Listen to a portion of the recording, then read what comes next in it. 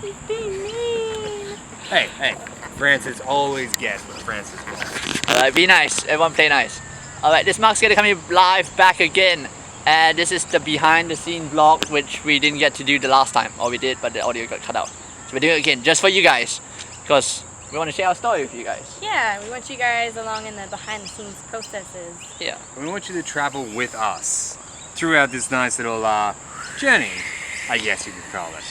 We're traveling with us. Alright, back on topic. So I'm gonna ask them a few questions. Tell us on the day of the shoot, how did you find the shoot? What was it like? Really cool. I love the location, like being in an actual makeshift like hospital with dummies. I was all like, oh, this is so real. And it just made acting it so much more real instead of being like behind a blue screen where it's like there's nothing here. Having all of that stuff was just awesome. Yeah. Cool. I've got to say, definitely being in the atmosphere of it really helps, especially with the setting up of everything. Waking up in an actual hospital rather than in somebody's garage all decked out and whatnot, really sets the mood to it, especially when I'm chained to what I ended up calling Missy. That little table that I'm chained to, yeah, called it Missy. Yeah. Cool. So yeah, if I can do my best to try to get actual locations to try to help bring the characters into the environment they are supposed to be in, and I think we did as close as we could to being actually looking like a real hospital.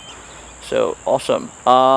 That was the location. So I love that location. I want to go back and shoot more stuff. Next. What else we got? Challenges. Challenges, probably, you know, when it's like running and when I was like running down the stairs and doing this kind of thing, I was like, do not trip, Shana. Knowing you, do not trip. That was probably my main challenge. So, yeah. Do you normally trip a lot? Yeah, everyone knows me though. They know I find a way to somehow fall into something or fall down something or fall up something. So, yeah. Wow, something interesting. All right. Trent, any challenges? Well, for me, the greatest challenge is, because I'm also a bit of a director myself, is not directing. That's also one of the fun parts, is sitting back and let someone else direct me for once, because then I get to reach a whole new level with all the tips and advice that Mark can give me. So you can focus on your character and you know, I can focus more on, you know, being that playful Francis rather than thinking, oh, did I do that line right? Should I try more emphasis on this? Because Mark's going to pick me up on it. No, Trent was awesome. We did stuff. We got your lines down. We did extra stuff. He added a couple of scenes that were not scripted, added in, and then we played along, and it worked really well. Awesome chemistry there. Challenges. What else? Highlights. Trent, go first. Highlights of the day. I'm actually going to let Shana go first while I remember this one. Alright, Shana, go. Definitely like meeting all the new people because I love people. So meeting some of the people like you and just getting to know them and work with them and like getting their contacts, being like, oh, that's cool, you do that as well, that's awesome. And especially being in the location and, you know, having the whole separate room, everyone doing like the makeup and the blood. Like I had blood on here, which obviously we can't see because the video was all like, meh.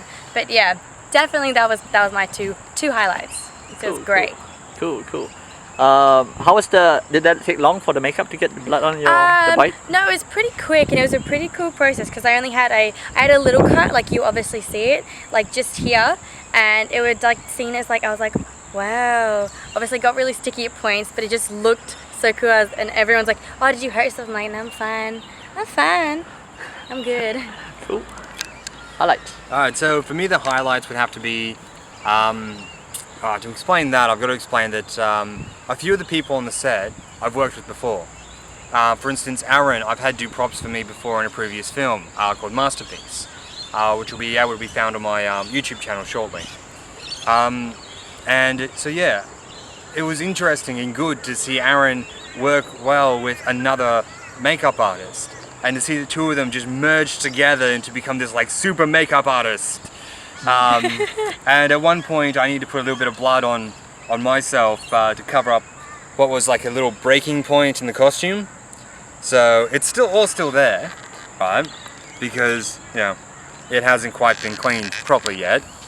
But anyhow, so I got to play around with some of the fake blood on that, and because, you know, no one else was there, so I got to help myself. So Should I be aware of that in the future?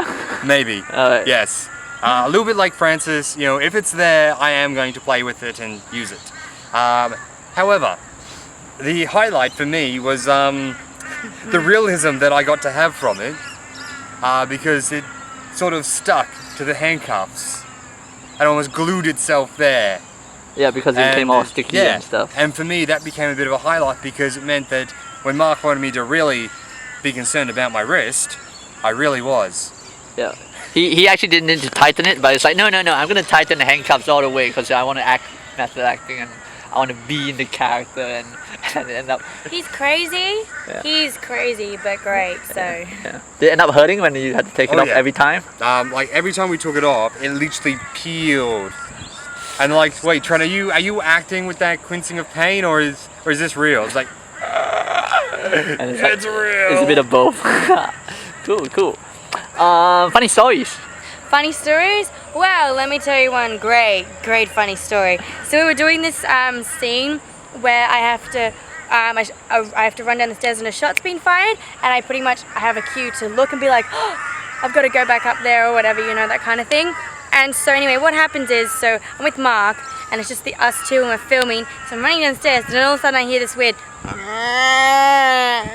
I'm like, I look back up and I'm like, was that a cue? And I was like, was that your stomach? Was that my stomach?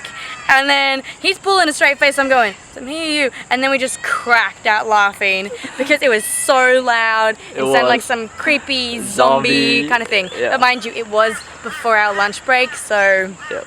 we were probably both hungry, but that was just hilarious. That was my stomach going on. And I was trying to like play it off all serious and hopefully she didn't hear it. And then but she And then I just was like, ew. and then because she saw my serious face, it's like, is it you? Is it me? And you couldn't figure out if it was yours. Yeah, because I'm there going, if it like, was it, because it was so loud, I'm thinking, was it me? Like, did he not hear it? Is this awkward? Yeah. But it was him. It was me. I was just trying to keep straight, but you know, it was a really tiny hallway and you could hear everything in there, so it didn't work out as I planned. But it was hilarious, and we have the footage of the actual scene. You can go check that out on Facebook.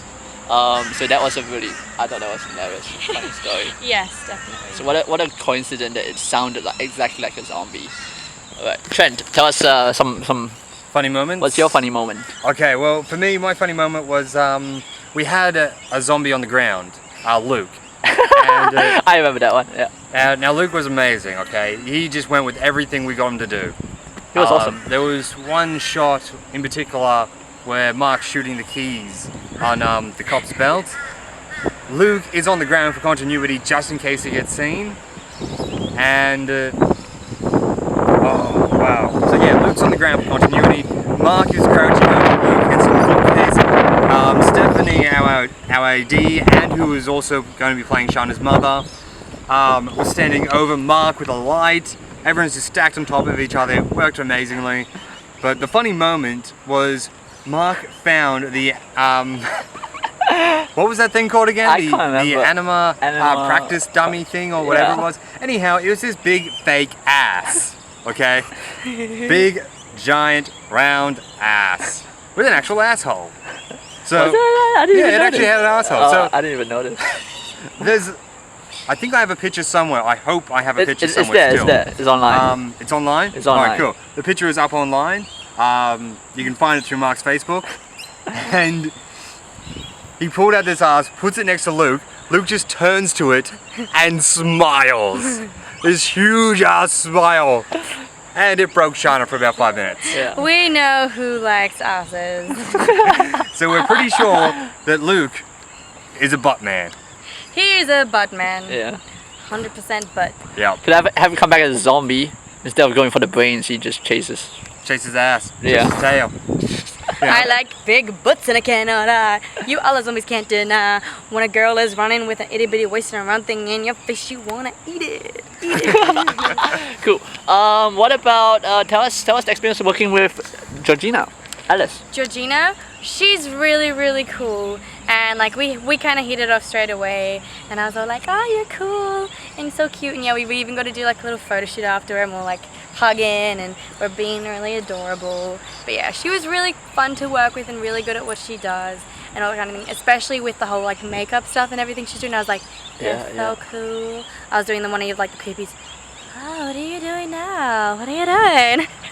Yeah, so she was really great to work with. No, yeah, she was. I met her at Zombie Walk. She was cosplaying as Alice, and I was cosplaying as Alice, and that's where we met. There was like doubles of a few of us. Yeah, there was like another sort of Francis. Yeah, there was another Francis without tattoos.